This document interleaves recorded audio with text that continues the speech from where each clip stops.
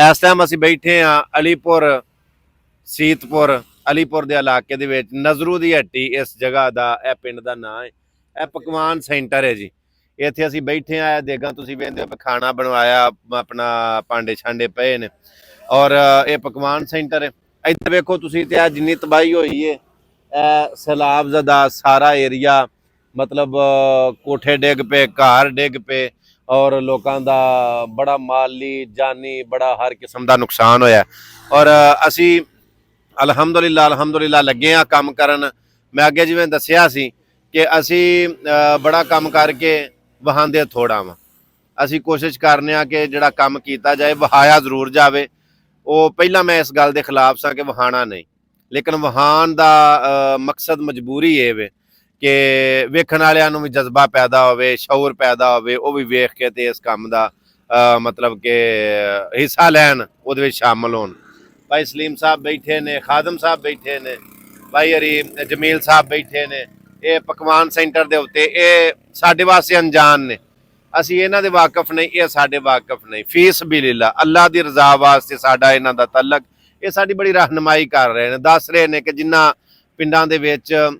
मतलब कि कश्ती नाल जाया जांदा उत्थे जाने आ वेखने आ हुण भी 1000 बंदे दी रोटी मतलब देग जी बिरयानी वाली वो 11,500 की बनती है जी दाल वाली है वो भी 10,000 तो उत्ते ही है मतलब कि मुर्गी शुरगी पा के नाल रोटियां एक देग जी बनी होवे नाल रोटी 200 होवे ते 100 बंदा जिहड़ा ना वो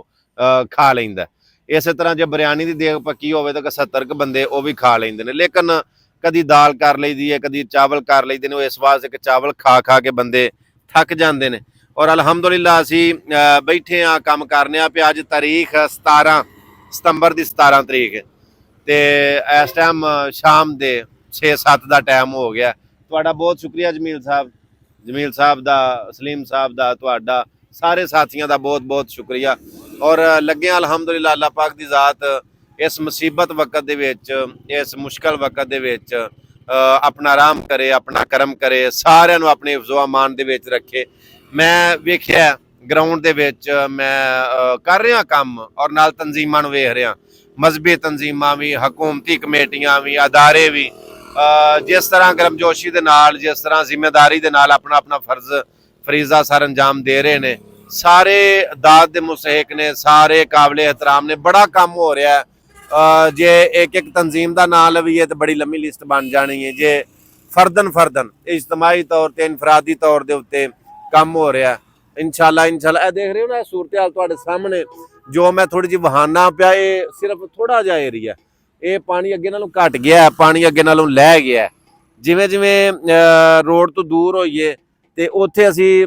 कश्ती के जरिए जाने उत्थे मतलब खुश्क